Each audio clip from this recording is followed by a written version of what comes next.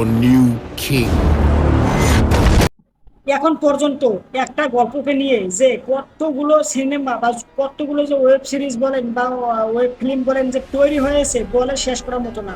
আমি কথা বলছি রাম অ্যান্ড রাবণের যে গল্পটা রয়েছে, ওই যে রাম এর স্ত্রী সীতাকে রাবণ অপহরণ করে। Have one ultimate ruler.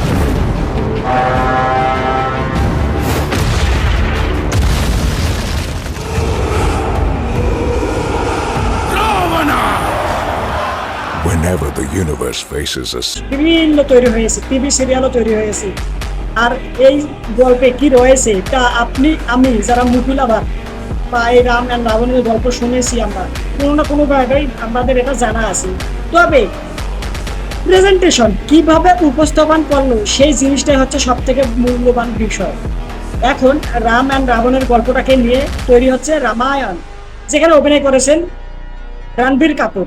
এরপরে রয়েছে ইয়াশ, রকিং স্টার ইয়াশ। ঠিক ইয়াশেরই আর একটা সিনেমা আসতে যাচ্ছে টক্সিক, এদিকে আবার রামায়ণও আসতে যাচ্ছে। এই দুইটা সিনেমার মধ্যে তার যে প্রভাব, মানে করেন আপনার মাথা খারাপ করে দেওয়ার মতো। সে দুইটা সিনেমার মধ্যেই দুর্দান্ত ক্যারেক্টার প্লে করছে, দুর্দান্ত অভিনয় করছে, দুর্দান্ত তাকে দেখতে লাগছে। তবে একটা জিনিস আমি মিন করলাম কি, রামায়ণের যে তার লুক, একই লুক আমরা টক্সিক সিনেমার মধ্যেও দেখতে পারতেছি। লম্বা লম্বা দাড়ি, ওই লম্বা লম্বা চুল, ঠিক রকিং স্টার ইয়াশ আপনার কেজিএফ এ যেরকম ক্যারেক্টার প্লে করেছিল একই রকম লাগতেছে টক্সিকের মধ্যে, একই রকম লাগতেছে আপনার রামায়ণের মধ্যে। কেন আমার কাছে জানি মনে হচ্ছে যে এক সেট থেকে আরেক সেটে ঢুকে যাচ্ছে, খালি ঢুকার উপর আছে, ঢুকতেছে আর বাইরে গেছে, এরকমটা মনে হচ্ছে। না হলে পরে তাকে দেখতে একই রকম লাগবে কি কারণে? শুধুমাত্র টক্সিক মুভির মধ্যে বাবার চরিত্রে যে অভিনয় করেছিলেন ইয়াস, সেই চরিত্রটার কথা বলতেছি। তবে ছেলের চরিত্রে যে আরেকটা ক্যারেক্টার রয়েছে সেটা আবার ডিফারেন্ট মনে হচ্ছে।